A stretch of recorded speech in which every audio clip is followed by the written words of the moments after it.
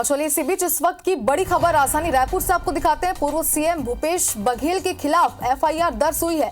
Mahadev app का ये पूरा मामला है जिसमें उनके खिलाफ एफआईआर दर्ज की गई है। महादेव बैटिंग ऐप मामले में आरोपी बनाए गए हैं पूर्व मुख्यमंत्री भूपेश बघेल। तो इस वक्त की सबसे बड़ी खबर आपको दिखा रहे हैं राजधानी रायपुर से। पूर्व मुख्यमंत्री भूपेश बघेल के खिलाफ एफआईआर दर्ज की गई है। महादेव ऐप का ये पूरा मामला है जिसमें उनका नाम पहले भी सामने आ चुका है और लगातार इस पूरे मामले पर कई आरोपी भी सामने आ रहे हैं और लगातार पूछताछ जारी है। कई बड़े खुलासे भी हो रहे हैं।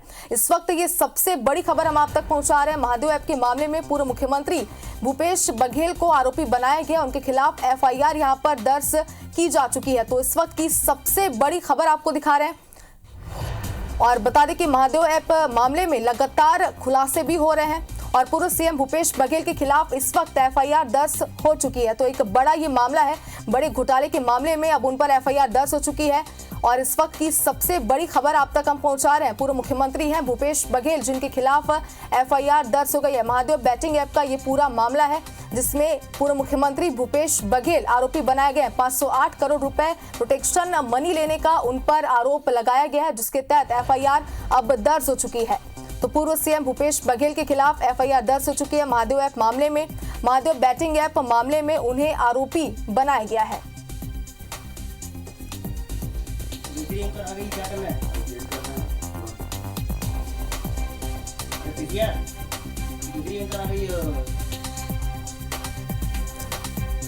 तो 508 करोड़ रुपए प्रोटेक्शन मनी लेने का उन पर आरोप लगाया गया है और एफआईआर अब दर्ज हो चुकी है। इस वक्त की बड़ी खबर आप तक हम पहुंचा रहे हैं। पूर्व मुख्यमंत्री भूपेश बघेल के खिलाफ एफआईआर दर्ज हो गई है।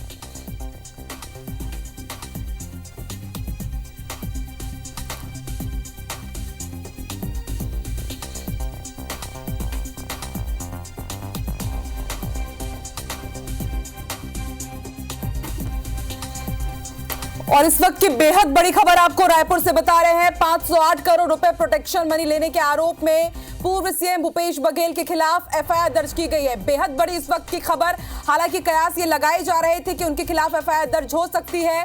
कई पूर्व विधायक, पूर्व मंत्रियों के खिलाफ एफआईआर दर्ज हुई है और अब पूर्व सीएम भूपेश बघेल के खिलाफ भी एफआईआर हो गई है। संदीप शुक्ला हमारे साथ इस वक्त फोन लाइन पर मौजूद है। संदीप, पूर्व सीएम भूपेश बघेल के खिलाफ एफआईआर, बेहद बड़ी खबर। अब आगे क्या हो सकता है इस पूरे मामले में? देखिए, फिलहाल आपको बता दें कि इसमें जो अधिकारी है वो इस पे आधिकारिक पुष्टि नहीं कर रहे हैं, लेकिन एफआईआर की कॉपी जो है वो सामने आ चुकी है। और आपको बता दें कि पूर्व मुख्यमंत्री भूपेश बघेल के खिलाफ आरोप था कि उन्होंने महादेव बैटिंग ऐप में 508 करोड़ रुपए लिए हैं। उसमें असीम दास नाम के एक व्यक्ति की वीआईपी चौक पे एक होटल था, वहां से गिरफ्तारी हुई थी। काफी नकद भी पकड़ाया था।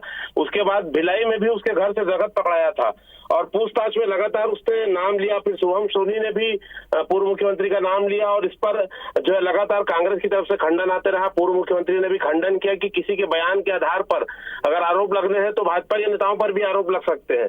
मगर कुल मिला के राजनीति के बीच इसमें छानबीन चलती रहे। फिलहाल जो है पूर्व मुख्यमंत्री भूपेश बघेल जी के अलावा कई लोगों के खिलाफ इस पर एफआईआर दर्ज की गई है और मुख्यमंत्री के पूर्व मुख्यमंत्री पर यह आरोप है कि उन्होंने जो महादेव बैटिंग ऐप के जो मालिक है रवि उपल और सौरभ चंद्राकर, इनसे प्रोटेक्शन मनी लेने पर का इनके ऊपर आरोप है। तो 508 करोड़ रुपए का मामला है जिसपे काफी राजनीति होती रही है। और आपको बता दें कि पूर्व मुख्यमंत्री भूपेश बघेल इस मामले में 6 बजे शाम को प्रेस वार्ता भी लेंगे। तो देखने वाली बात रहेगी कि मुख्यमंत्री इस पे क्या कहते हैं। और ईओडब्ल्यू के जो अधिकारी हैं, ईडी के अधिकारी हैं, इस पे आधिकारिक तौर पर कुछ कह रहे नहीं है, लेकिन एफआईआर सामने आ चुकी है। 6 बजे जो पीसी होने वाली है उप मुख्यमंत्री भूपेश बघेल की, वो भी देखने वाली रहेगी। जी ठीक है संदीप, आपसे ये भी जानना चाहेंगे, देखिए हमेशा से ही भूपेश बघेल आरोप लगाते आए हैं, भले ही ईओडब्ल्यू हो, ईडी हो या सीबीआई हो, भाजपा के ऊपर इस तरह के आरोप लगाए कि वो दुरुपयोग कर रही है। तो क्या माना जाए कि अब एक बार सियासत इस ओर भी जा सकती है? बिल्कुल। देखिए, ये लोकसभा चुनाव के पहले इस पे सरगर्मी थी कि इस पे ऐसे कार्रवाई हो सकती है, लेकिन इससे अब जो सनसनी फैल गई है क्योंकि ना सिर्फ भूपेश बघेल बल्कि और भी कई लोगों के इस पे नाम है और लगातार ईडी जो है उस पे जो प्रेस रिलीज ईडी की आती रही है, दस्तावेज आते रहे हैं, उस पे कहीं ना कहीं बार बार मेंशन था। और इस पे जो आज जो एफआईआर की कॉपी आई है उस पे आप 2 नंबर पेज पे देखेंगे, उस पे साफ ये लिखा है कि राजनीतिक पद का दुरुपयोग करते हुए प्रोटेक्शन मनी के लिए आर्थिक पैसा अर्जित किया गया, उससे आर्थिक संपत्ति खड़ी की गई। तो बिल्कुल इसमें राजनीति होना लाजमी है। लोकसभा से चुनाव में राजनांदगांव से भूपेश बघेल जी जो है प्रत्याशी है, कांग्रेस के बड़े चेहरे हैं, प्रदेश के सबसे बड़े चेहरे हैं, तो राजनीति तो इस पे होना ही। और ठीक आप देखेंगे कि चुनाव के पहले ऐसा हो रहा है, आचार संहिता लग चुकी है। पहले होता था कि धरना प्रदर्शन सारी चीजें होती थी, तो अब संदीप कांग्रेस के पास आपसे एक और बात समझना चाहेंगे। देखिए, विधानसभा चुनाव के पहले ये पूरा मामला खुला था, भूपेश बघेल का नाम तब लिया गया था इसी मामले में, और अब देखिए उनके खिलाफ एफआईआर भी दर्ज कर ली गई है ठीक लोकसभा चुनाव के पहले। तो इसको लेकर के क्या प्रतिक्रियाएं सामने आ रही है? कोई किसी कांग्रेस नेता ने कुछ कहा, या भूपेश बघेल प्रेस कॉन्फ्रेंस तो करेंगे लेकिन उससे पहले उनकी कुछ प्रतिक्रिया सामने आई है क्या? देखिए, अभी तो क्योंकि उनसे बातचीत नहीं हो पा रही, कांग्रेस ने तब इस पे कह रहे कि शाम को 6 बजे प्रेस कॉन्फ्रेंस है, उस पे ही जो है खुद भूपेश बघेल जो है जवाब देंगे।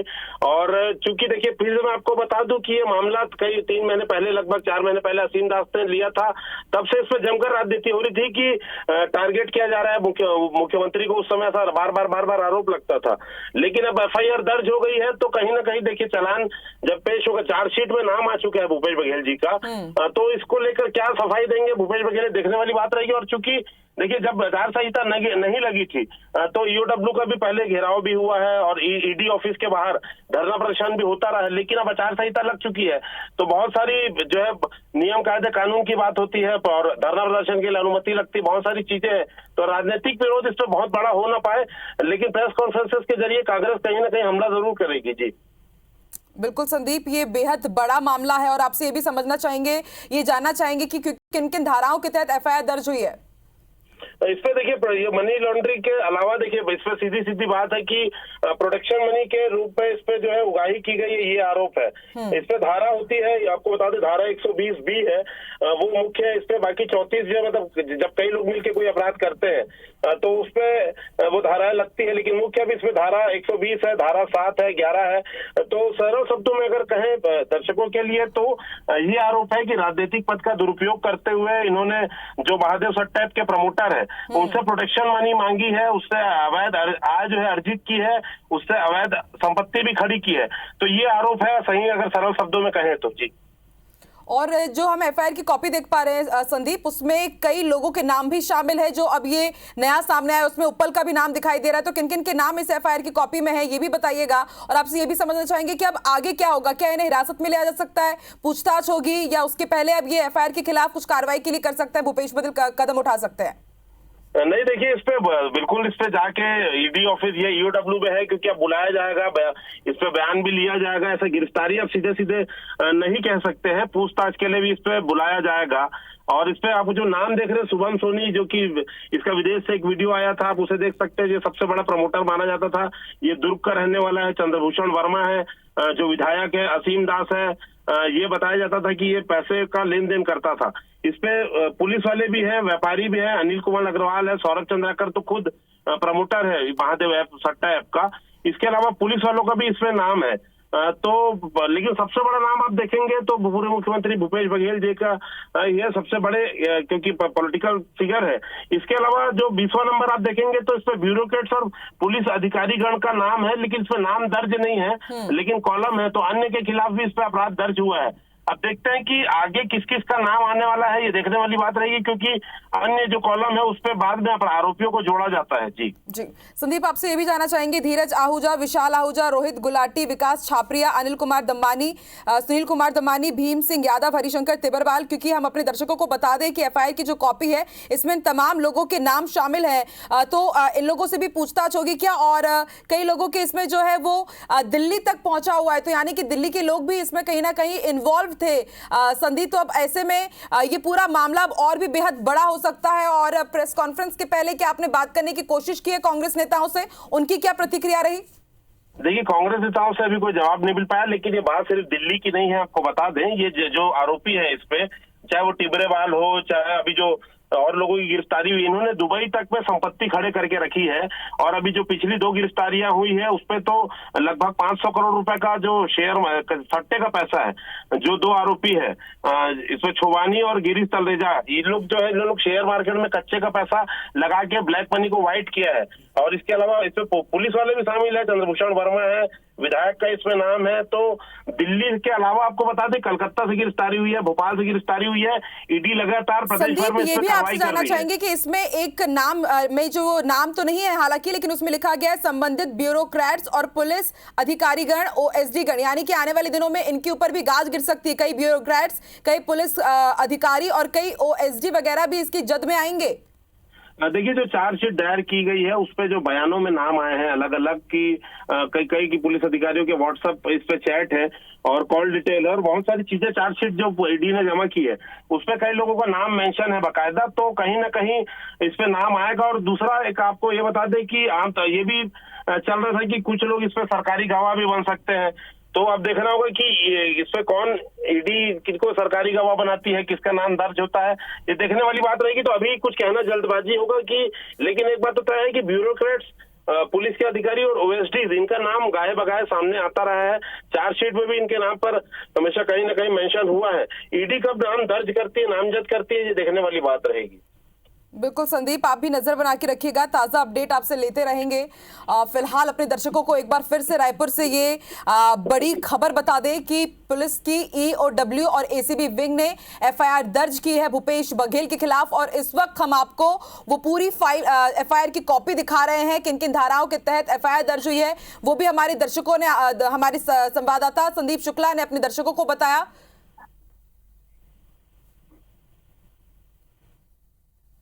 तो पूर्व सीएम भूपेश बघेल पर एफआईआर दर्ज की गई है। अब जाहिर सी बात है, देखिए कल ही लोकसभा चुनाव के लिए तारीखों का ऐलान हुआ है और इससे पहले आपको याद होगा कि जब विधानसभा चुनाव का ऐलान हुआ था, केंद्रीय गृह मंत्री अमित शाह आए थे, भाजपा की तरफ से संकल्प पत्र की घोषणा हुई और उसके ही दूसरे दिन सीएम भूपेश बघेल जब वो सीएम थे उस दौरान महादेव सट्टा ऐप में उनके नाम का इन्वॉल्वमेंट सामने आया। और अब देखिए लोकसभा चुनाव के पहले पूर्व सीएम भूपेश बघेल पर एफआईआर दर्ज हुई है। जाहिर सी बात है चुनाव के पहले बहुत बड़ा असर हो सकता है। राजनांदगांव से इस वक्त सांसद संतोष पांडे के सामने चुनौती पेश कर रहे हैं पूर्व सीएम भूपेश बघेल और ऐसे में अब राजनांदगांव का ये पूरा चुनाव और भी दिलचस्प हो जाएगा क्योंकि जाहिर सी बात है चुनाव पर असर पड़ेगा।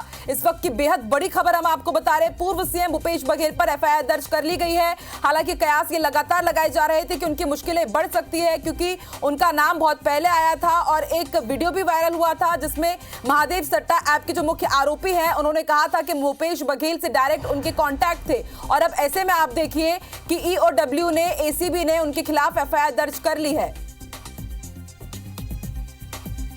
तो रवि उप्पल और सौरभ चंद्राकर से रुपए लेने का आरोप है इस वक्त की बेहद बड़ी और सनसनीखेज खबर हम आपको बता रहे हैं।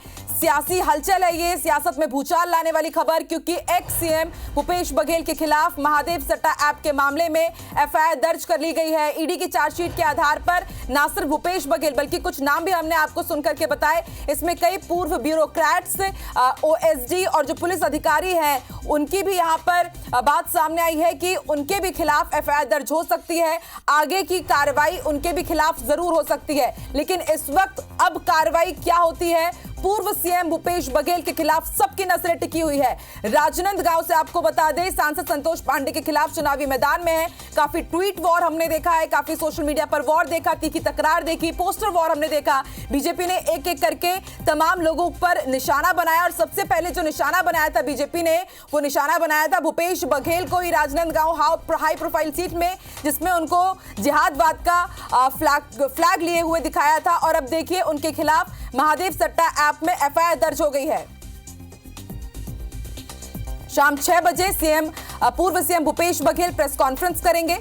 तो सभी को इंतजार रहेगा कि जब 6 बजे पूर्व CM Bhupesh Baghel press conference करेंगे तो वो क्या कुछ कहते हैं, ये सबकी नजरों पर रहेगा कि अब देखने वाली बात होगी कि क्या प्रतिक्रिया आती है भूपेश बघेल की। हालांकि भूपेश बघेल हमेशा से ही ईओडब्ल्यू हो या फिर ईडी हो या फिर सीबीआई हो, इसको ये कहते हैं कि इस तरह की एजेंसीज हैं जो चुनाव के वक्त बहुत ज्यादा एक्टिव रहती है और कांग्रेस के खिलाफ काम करती है, दुरुपयोग करती है भाजपा इनके साथ। अब देखने वाली बात होगी कि अब पूर्व सीएम भूपेश बघेल एफआईआर दर्ज होने के बाद क्या प्रतिक्रिया देते हैं। लेकिन लगातार एक के बाद एक प्रतिक्रियाएं आ रही, राजनीतिक प्रतिक्रियाएं, और सबसे पहले आईबीसी 24 आपको हर एक राजनीतिक प्रतिक्रिया से रूबरू कराएगा। इस वक्त की सबसे बड़ी खबर हम आपको बता रहे हैं, पूर्व सीएम भूपेश बघेल के खिलाफ एफआईआर दर्ज हो गई है। और अब सीधे रुक कर लेते हैं राजेश, हमारे संवाददाता इस वक्त हमारे साथ लाइव जुड़ चुके हैं। राजेश, पूर्व सीएम भूपेश बघेल के खिलाफ एफआईआर दर्ज हो गई है, बेहद बड़ी खबर है। अब आगे इस पूरे मामले में क्या होगा, क्योंकि देखिए चुनाव होने हैं। पहले चरण का मतदान है, फिर दूसरे चरण में ही मतदान होने हैं और उससे पहले एफआईआर दर्ज हो गई है।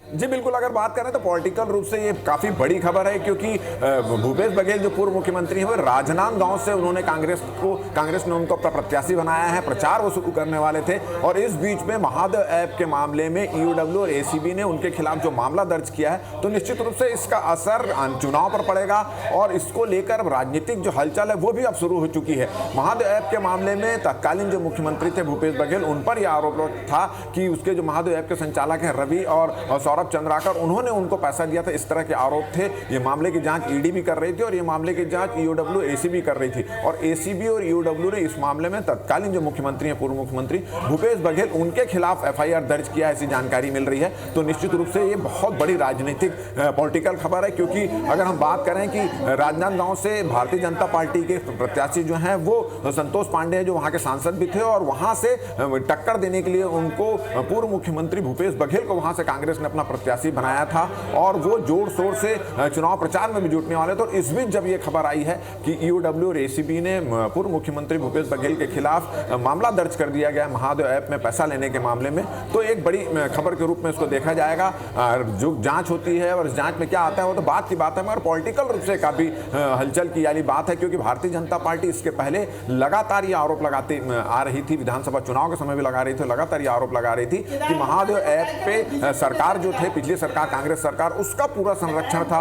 और ये बात भी सामने में आई थी कि इसके जो संचालक हैं रवि उत्पल और सौरभ चंद्राकर, उन्होंने तत्कालीन सरकार के बहुत प्रभावशाली लोगों को पैसा पहुंचाया था। मुख्यमंत्री भूपेश बघेल का भी नाम उसमें सामने में आया था और इसी पूरे मामले की जांच पिछले दिनों से लगातार चल रही थी। और अब एसीबी ईओडब्ल्यू ने इस मामले में पूर्व मुख्यमंत्री भूपेश बघेल के खिलाफ एफआईआर दर्ज की है और अब इस मामले में निश्चित रूप से जांच सामने में आएगी। मगर इसका ये जो पूरी जो जांच चल रही है उसका कहीं ना कहीं जो आने वाले चुनाव में राजनीतिक हलचल जो इस पे काफी मची हुई है। और इस मामले में कांग्रेस का जो पक्ष है वो भी बहुत कुछ देर बाद सामने में आएगा, मगर पूर्व मुख्यमंत्री भूपेश बघेल खुद इसको लेकर राजीव भवन में 6 बजे एक प्रेस कॉन्फ्रेंस लेने वाले हैं और उसमें स्पष्ट हो पाएगा कि उनके तरफ से इनका क्या कहना है। मगर अभी भारतीय जनता पार्टी को उस पूरे मामले में एक बड़ा मौका मिल गया है पूर्व सरकार पर, और वहां के जो राजनांदगांव के जो प्रत्याशी हैं भूपेश बघेल, उन पर आरोप प्रत्यारोप लगाने का पूरा एक मौका मिल गया है और इसको एक बड़ी खबर के रूप में देखा जा रहा है। और आप देख रहे हैं हमारे स्क्रीन में लगातार जो एफआईआर दर्ज हुआ है उसकी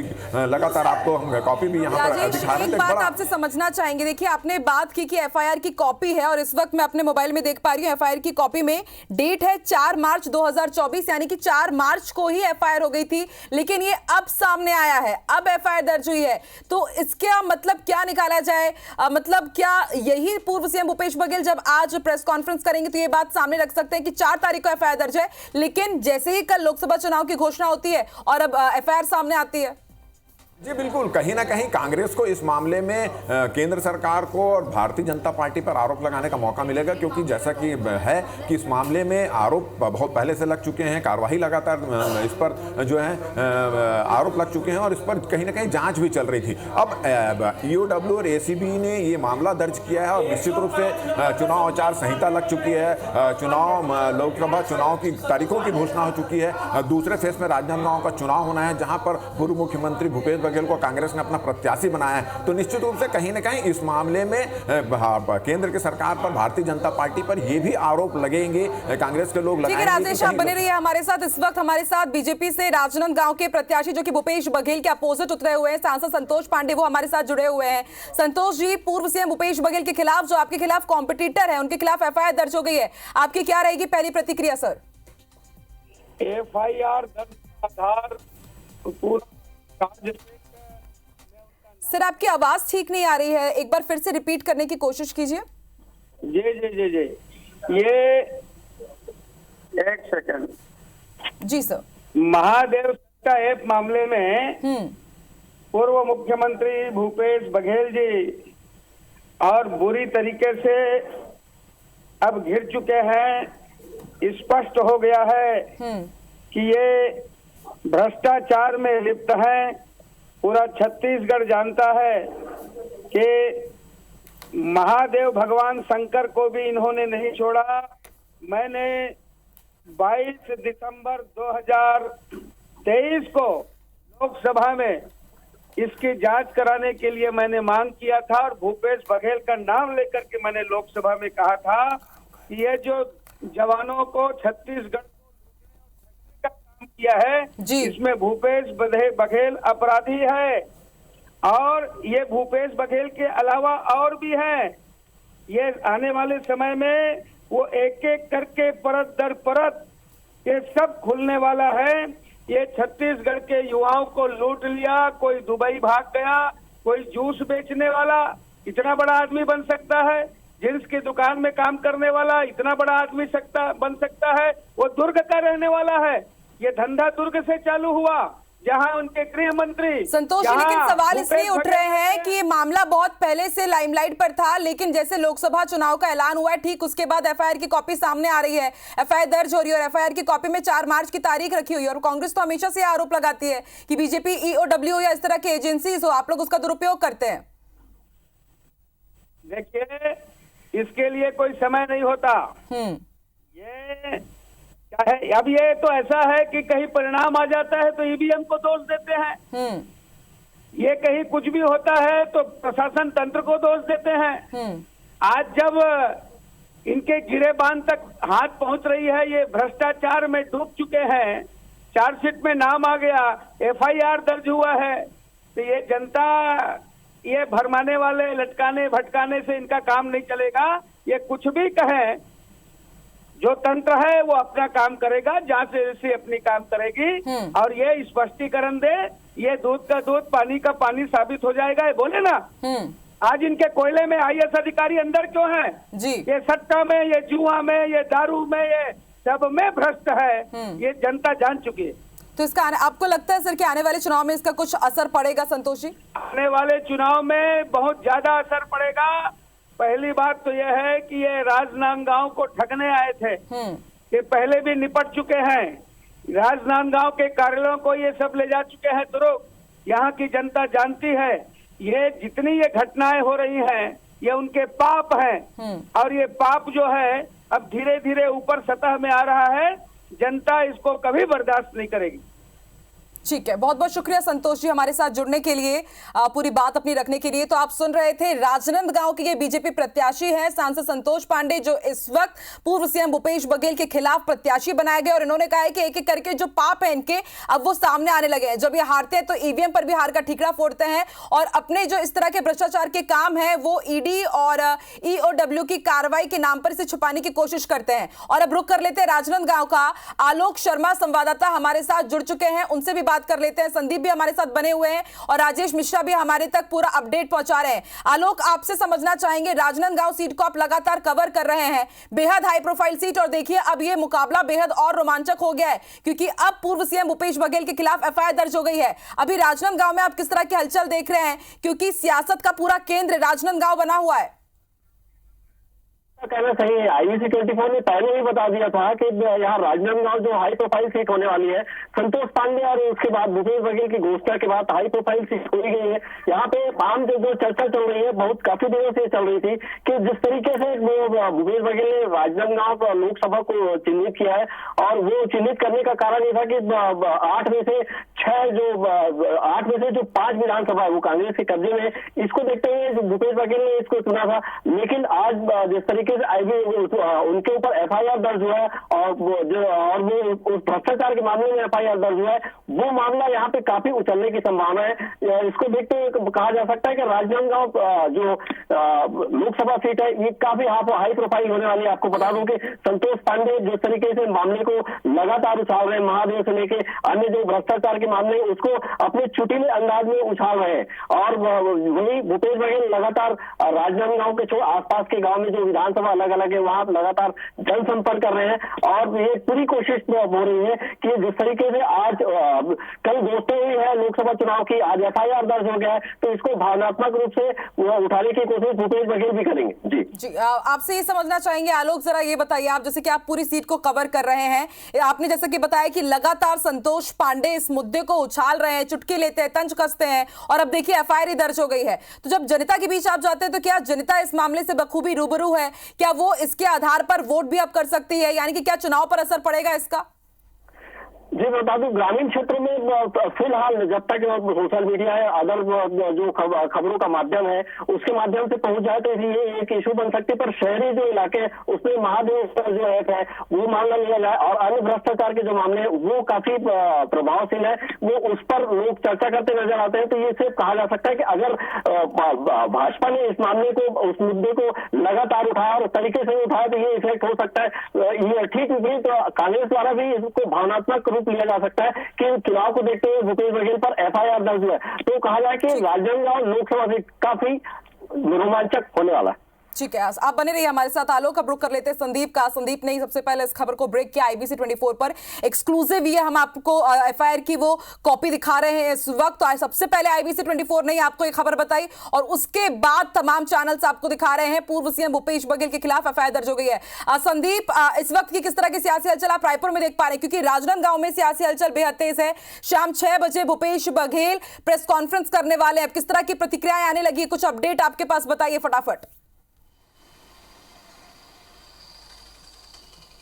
देखिए, सबसे महत्वपूर्ण बात यह है कि अब चूंकि अपराध दर्ज हो चुका है पूर्व मुख्यमंत्री भूपेश बघेल जी के खिलाफ, तो ये देखने वाली बात रहेगी कि इसे ईडी कैसे चलती है, ईडी इस पे क्या रुख अपनाती है, ईओ क्या रुख अपनाती है। क्योंकि देखिए, ये आरोप लगातार कांग्रेस लगाती रही है कि चुनाव लड़ने से रोकने के लिए सारे हथकंडे केंद्र सरकार अपनाती है। ऐसे में ये देखना महत्वपूर्ण होगा कि नामांकन जब दाखिल करने जाएंगे भूपेश बघेल उस समय क्या होता है, क्योंकि ये भी कयास लगाए जा रहे हैं कि नामांकन अगर दर्ज करने से रोका गया इसी आधार पर और इसी आधार पर उन्हें नामांकन उनका खारिज हो गया या दाखिल नहीं करने दिया गया, तो अपने आप में ये कांग्रेस के लिए बड़ी मुसीबत हो सकती है। क्योंकि जैसे हम लगातार दिखाते रहे कि राजनांदगांव सीट काफ़ी हाई प्रोफाइल सीट है और कड़ा मुकाबला इस पर होने वाला था। अब इस पर एक बात तो ये है कि कांग्रेस जैसे बार बार कह रही थी कि जैसे जैसे जो मजबूत प्रत्याशी है उनको टारगेट करती है केंद्र सरकार, तो भूपेश बघेल कहीं ना कहीं काफ़ी मजबूत प्रत्याशी हैं और यही बात को कांग्रेस भी कह रही है कि उन्हें रोकने के लिए और हार से बचने के लिए केंद्र सरकार ये कदम उठा रही है। और नामांकन, हम फिर से यह कह देंगे कि नामांकन जब दर्ज होगा उसके पहले ईओडब्ल्यू का क्या रुख रहता है, क्या उनका नामांकन इसी आधार पर रोका जाएगा या उन्हें नामांकन दाखिल ही ना करने दिया जाए। क्योंकि अभी देखिए, गिरफ्तारी होना ये बहुत जल्दी हो जाएगा कहना, क्योंकि इस पे अपराध दर्ज होने के बाद लगातार इस पे बयान होते हैं। बयान, अगर आप बयान के लिए आपको बुलाया जाएगा, बयान के लिए अगर नहीं जाएंगे तो आपको समन जारी होते हैं, 1 समन 2 समन 3 4 समन जारी होते हैं। तो ये कानूनी प्रक्रिया है। अपराध दर्ज हो जाना इसका मतलब ये नहीं है कि आरोपी को सीधा गिरफ्तार कर लिया जाता है। जाहिर सी बात है, देखिए मुश्किलें बढ़ रही भूपेश बघेल की, लेकिन लीगल एडवाइजर्स उनके पास भी है। कांग्रेस भी पूरी यहाँ पर तैयारी कर रही होगी कि किस तरह से भूपेश बघेल को अपना अगला कदम उठाना है। ये बहुत ज्यादा जरूरी हो जाता है क्योंकि ये पूरा जो कांटे की टक्कर है राजनांदगांव की, कांग्रेस वर्सेस भाजपा की है। और अब ऐसे में मैं रुक कर लेती हूँ राजेश का। राजेश, आपसे मैं ये समझना चाहूंगी, इस वक्त जो एफआईआर की कॉपी हमारे पास है उसमें साफ लिखा गया है कि प्रोटेक्शन मनी के रूप में भारी राशि दी गई है नियमित तौर पर हवाला ऑपरेटर्स को। ये बहुत महत्वपूर्ण हो जाता है और बेहद गंभीर अपराध हो जाता है। तो जैसे कि संदीप बता रहे हैं कि नामांकन दाखिल करने से रोक दिया जाए, आपको लगता है कि ईओडब्ल्यू बहुत तेजी से कार्रवाई करेगी इस पूरे मामले में, या फिर सीएम भूपेश बघेल कोशिश करेंगे कि हाँ थोड़ा रुक करके वो पेशी में जाए या बयान में जाए ताकि लोकसभा चुनाव तक ये जो पूरा प्रक्रिया है वो टल सके? देखिए आकांक्षा, ये बहुत सही बात आपने कही है कि अब अगर जब ईओडब्ल्यू ने ये मामला दर्ज कर लिया है, उसकी एफआईआर की जो कॉपी है वो हम आपको स्क्रीन में दिखा रहे हैं, तो इसके बाद ये बिल्कुल सही बात होती है कि अब भूपेश बघेल राजनांदगांव से चुनाव लड़ सकते हैं या नहीं लड़ सकते हैं। ये एक बहुत बड़ा सवाल है, मगर ये इस पर बोल सकते हैं क्योंकि अगर हम बात करें तो भारतीय जनता पार्टी ने जब से कांग्रेस ने अपने प्रत्याशियों की घोषणा की थी, भूपेश बघेल को राजनांदगांव से लड़ाया था, तो भारतीय जनता पार्टी के सभी वरिष्ठ नेता ऑफ द रिकॉर्ड ये बात बोलते थे कि आने वाले दिनों में देखना कि वो चुनाव लड़ पाते हैं कि नहीं लड़ पाते हैं, ये तो आने वाला वक्त ही बताएगा। मगर अब जब एसीबी और ईओडब्ल्यू ने मामला दर्ज कर दिया है तो ये बड़ा सवाल खड़ा हो चुका है, क्या ऐसी स्थिति में भूपेश बघेल राजनांदगांव से चुनाव लड़ पाएंगे, क्या वो नामांकन दाखिल कर पाएंगे, ये एक बड़ा सवाल है। और निश्चित रूप से अब क्योंकि अब इस पूरे मामले में एफआईआर दर्ज चुका है और अब अधिकारी इसमें ईओडब्ल्यू और एसीबी इस मामले में क्या एक्शन लेते हैं ये तो आगे पता चल ही जाएगा। मगर हम आपको बता दें कि महादेव ऐप का ये मामला और ये जो आरोप लगे हैं, जिस मामले में ये कार्रवाई हुई गई, एफआईआर दर्ज हुआ है, इस मामले को लेकर भारतीय जनता पार्टी सड़क से लेकर सदन तक की मामला उठा चुकी है। इसको लेकर सड़क में भी कई बार धरना प्रदर्शन और आंदोलन टाइप की बातें हो चुकी है और सदन में भी यह मामला उठाया था। गृह मंत्री विजय शर्मा ने जब ये मामला उठा था तो उन्होंने सदन में इस बात को कहा था कि इस मामले पे कि वो तह तक जाएंगे, इस मामले में कार्रवाई होगी और इस मामले में चाहे वो कितना भी बड़ा व्यक्ति हो उसके खिलाफ सख्त से सख्त कार्रवाई की जाएगी। और उन्होंने एक उदाहरण भी दिया था, कितना भी बड़ा मगरमच्छ हो उस मगरमच्छ के खिलाफ कार्रवाई की जाएगी। तो भारतीय जनता पार्टी लगातार इस मामले को उठाते रही है। विधानसभा चुनाव के समय भी ये मामला उठा था और अब लोकसभा चुनाव की तारीखों की घोषणा होने के बाद, आचार संहिता लगने के बाद जब कांग्रेस ने अपना प्रत्याशी घोषित कर दिया है और वहां पे लगभग कांग्रेस ने प्रचार भी शुरू कर दिया है, ऐसे वक्त पर पूर्व मुख्यमंत्री, तत्कालीन मुख्यमंत्री के खिलाफ जो है एफआईआर दर्ज होता है, भूपेश बघेल के खिलाफ ईओडब्ल्यू एसीबी कार्रवाई करती है। तो ये सवाल लाजमी बिल्कुल है कि अब भूपेश बघेल वहां से चुनाव लड़ पाएंगे कि नहीं लड़ पाएंगे। अब निर्वाचन आयोग की क्या स्थिति होगी और क्या जांच आगे बढ़ेगी, मतलब ठीक है। राजेश आप बने रहिए हमारे साथ। बीजेपी विधायक सुशांत शुक्ला जी इस वक्त हमारे साथ जुड़ रहे हैं, उनकी भी प्रतिक्रिया ले लेते हैं। सुशांत जी, पूर्व सीएम भूपेश बघेल के खिलाफ एफआईआर दर्ज हो गई, आपकी पहली प्रतिक्रिया क्या रहेगी सर? काले कारनामों की काली सरकार की विदाई जनता ने कर दी थी, अब आवश्यकता है उनके विरुद्ध कार्रवाई करने की। तो सरकार आ गई विष्णुदेव साय जी की और सुशासन का सूर्योदय हो चुका है छत्तीसगढ़ में और ये तो होना ही था। आगे आगे देखिए, ऐसे बहुत सारे काले कारनामों के दोषियों के विरुद्ध कार्रवाई सुनिश्चित होगी। सुशांत जी, टाइमिंग पर सवाल उठ रहे हैं, लेकिन कल लोकसभा चुनाव की तारीखों का ऐलान और आज एफआईआर दर्ज। देखिए क्या होता है, जब प्रशासनिक व्यवस्थाएं चलती हैं तो जो दोषी होते हैं वो हर समय कोई न कोई बहाना लेके खड़े रहते हैं, ये गलत हो रहा है, ये गलत हो रहा है। कल तक छत्तीसगढ़ में भ्रष्टाचार का कीर्तिमान रचने वाले लोग आज मुंह छिपा के घूम रहे हैं और अपने परिवार को नहीं बचा पाने वाले लोग जब चुनाव में हार देख रहे हैं तो उसकी परिणति की व्यवस्था की पहली चिंता करके आरोप लगाने की व्यवस्था दे रहे हैं। ठीक है सुशांत जी, आपको लगता है कि इसका अब असर राजनांदगांव के साथ ही छत्तीसगढ़ के पूरे लोकसभा चुनाव पर पड़ेगा? देखिए, सुचिता के साथ भ्रष्टाचार मुक्त छत्तीसगढ़ बनाने के संकल्प लेकर जब विष्णुदेव साय जी की सरकार ने शपथ लिया था तो उस व्यवस्था को देने की जिम्मेदारी भी हमारी सरकार की है। चुनाव आते जाते रहते हैं, लेकिन भ्रष्टाचारियों के उनके सही मुकाम यानी जेल के पीछे जाना आवश्यक है। इसकी व्यवस्था की चिंता हमारी सरकार कर रही है। ठीक है सिद्धार्थ जी, जो माफ कीजिएगा सुशांत जी, जो एफआईआर की कॉपी सामने आई है उसमें ये कहा गया है कि कुछ ब्यूरोक्रेट्स हैं, कुछ पुलिस अधिकारी भी हैं और कुछ ओएसडी भी है, तो आने वाले दिनों में उनके खिलाफ भी कुछ बड़ी कार्रवाई इस तरह की हमें देखने को मिल सकती है क्या? ये पारदर्शिता के साथ काम करने वाली सरकार है और अपराधियों और दोषियों के विरुद्ध कार्रवाई सुनिश्चित होगी। मैं आपके माध्यम से यह स्पष्ट कर दूं। ठीक है, बहुत बहुत शुक्रिया सुशांत जी हमारे साथ जुड़ने के लिए और अपनी बात रखने के लिए। तो आप सुन रहे थे, बीजेपी के विधायक है सुशांत शुक्ला, युवा विधायक है और इन्होंने कहा है कि देखिए सीएम साय की ये सरकार है और हमने तो ये साफ कर दिया था कि भ्रष्टाचार के खिलाफ हम काम करेंगे, ना खाएंगे ना खाने देंगे। भ्रष्टाचार के खिलाफ बीजेपी की जीरो टॉलरेंस की नीति है और उसी की ये परिणति है कि पूर्व सीएम भूपेश बघेल के खिलाफ एफआईआर दर्ज हो गई है। ईओडब्ल्यू और इस तरह की जो प्रशासनिक एजेंसीज है वो अपने हिसाब से काम करिए। और देखिए IBC 24 लगातार पूरा अपडेट आप तक पहुंचा रहा है। अपने दर्शकों को एक बार फिर बता दें कि पूर्व सीएम भूपेश बघेल के खिलाफ एफआईआर दर्ज हुई है। साल 2020 में यह मामला सामने आया था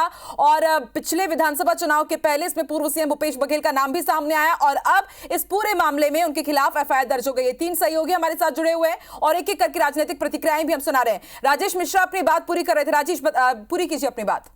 जी आकांक्षा, जिस तरह से अब इस बात को पूरी छत्तीसगढ़ के राजनीतिक हलकों में इस बात की चर्चा है कि राजनांदगांव से पूर्व मुख्यमंत्री भूपेश बघेल जो राजनांदगांव से चुनाव लड़ रहे थे, भारतीय जनता पार्टी के जो वर्तमान सांसद संतोष पांडे के खिलाफ चुनाव लड़ रहे थे, अब आखिर उनका क्या होगा, अब उनका राजनीतिक भविष्य क्या होगा? क्योंकि कांग्रेस तो अब भूपेश बघेल को टिकट वहां दिए जाने के बाद ये दावा कर रही थी कि वो सीट हम जीत रहे हैं, क्योंकि वहां पर अगर विधानसभा की बात करें तो 4-4 का रेशो था। 8 विधानसभा आते हैं राजनांदगांव लोकसभा में, उसमें 4 भारतीय जनता पार्टी थी और 4 कांग्रेस थी। तो ऐसे में कांग्रेस राजनांदगांव लोकसभा को एक मजबूत गढ़ मान रही थी और उसमें पूरी एक रणनीति के तहत पूर्व मुख्यमंत्री भूपेश बघेल को वहां से प्रत्याशी बनाया गया था। अब प्रत्याशी बन चुके हैं, लोकसभा चुनाव की घोषणा हो चुकी है, आचार संहिता लग चुकी है। अब इसके बाद ऐसे में के कांग्रेस के जो प्रत्याशी हैं भूपेश बघेल के खिलाफ ईओडब्ल्यू और एसीबी महादेव ऐप के मामले में अगर उनके खिलाफ एफआईआर दर्ज कर देती तो निश्चित रूप से अब इस पर सवाल हो जाएगा कि अब ऐसी स्थिति में कांग्रेस के पास क्या रहेगा। और एक बड़ा सवाल जैसे आपने भी उठाया था और ये सवाल अब जनता भी उठा रही है, क्या ऐसी स्थिति में राजनांदगांव से भूपेश बघेल चुनाव लड़ पाएंगे? क्या ऐसी स्थिति में नामांकन दाखिल कर पाएंगे? क्या निर्वाचन आयोग इस पर कोई रोक लगा सकता है? ये भी एक बड़ा सवाल बना हुआ है। तो निश्चित रूप से कांग्रेस, ये जो अभी एफआईआर दर्ज हुई है उसको लेकर कांग्रेस चिंता में होगी और अब इसको लेकर इसका क्या तोड़ हो सकता है वो ढूंढने की कोशिश कर रही होगी। वहीं भारतीय जनता पार्टी का यह कहना है कि उन्होंने कमिटमेंट किया था, मोदी सरकार की गारंटी थी, शायद सरकार ने भी उनकी भी ये गारंटी है कि भ्रष्टाचारी घोटालेबाजों को नहीं बख्शा जाएगा। विधानसभा में भी मामला उठा था, जब ये मामला जोर शोर से उठा तो गृह मंत्री विजय शर्मा ने कहा था कि बिल्कुल राजेश, बीजेपी ने तो काफी कुछ कहा था, लेकिन कांग्रेस भी तैयारी कर रही है। देखिए लोकसभा चुनाव है, कांग्रेस ने ये साफ कर दिया है कि वो कहीं से भी कांटे की टक्कर से पीछे नहीं हटेगी। संदीप, आपसे समझना चाहूंगी क्योंकि एफआईआर की कॉपी हमने देखी, अलग अलग धाराओं के तहत एफआईआर दर्ज की गई, तो आप जरा समझाइए कि देखिए नामांकन की तिथि सामने आ चुकी है, इलेक्शन की तिथि सामने आ चुकी है और काउंटिंग की भी तिथि सामने आ चुकी है, तो ये जो तमाम धाराएं हैं उसके तहत कितना पूरा लंबा प्रक्रिया ये हो जाएगा? भूपेश बघेल के पास कितना वक्त रहेगा? जरा ये आप हमारे दर्शकों को बताइए विस्तार से। देखिए, एक चीज हम बताना चाहेंगे दर्शकों को कि आप समझिए मामले को कि जब ईडी ने अपनी जांच करी और ईडी के आरोपों पर कहे, ईडी के जांच के आधार पर ही जो ईओडब्ल्यू ने इस पे एफआईआर दर्ज की है। ईडी ने बताया कि सौरभ चंद्राकर, रवि उपल का जो 6000 करोड़ रुपए का महादेव सट्टा ऐप का पूरा खेल है, उसमें 508 करोड़ रुपए प्रोटेक्शन मनी के तहत पूर्व मुख्यमंत्री भूपेश बघेल ने लिए।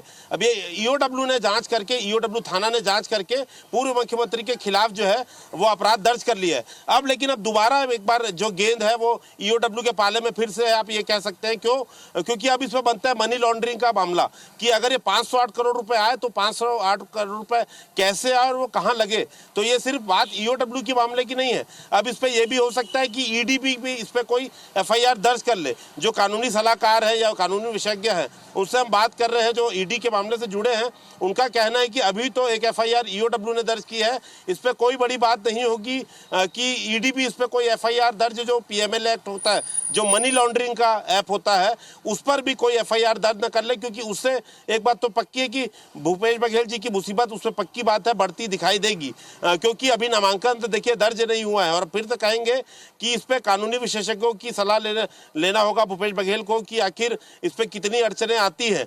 पहले भी उदाहरण रहे हैं कि भाई जिनके खिलाफ मामले दर्ज है चुनाव लड़ते हैं, जेल से भी आदमी चुनाव लड़के जीतता है, लेकिन ये जो पूरा मामला है, जैसे कांग्रेस आरोप लगा रही है कि चुनाव लड़ने से रोकने के लिए सारा कुछ ये किया गया केंद्र के द्वारा, तो इस पे देखना पड़ेगा कि ये मामले कितने गंभीर है। क्योंकि